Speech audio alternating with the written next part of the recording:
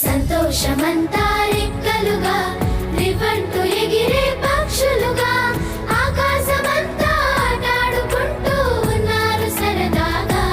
ఒకరేమో సీను ఒకరేమో చున్ను కలిసారే ప్రాణంగా కురిసారే వర్షంగా. పాటేమో సీను ఆటేమో చున్ను ఒకటై ఎదిగారే మధురంగా.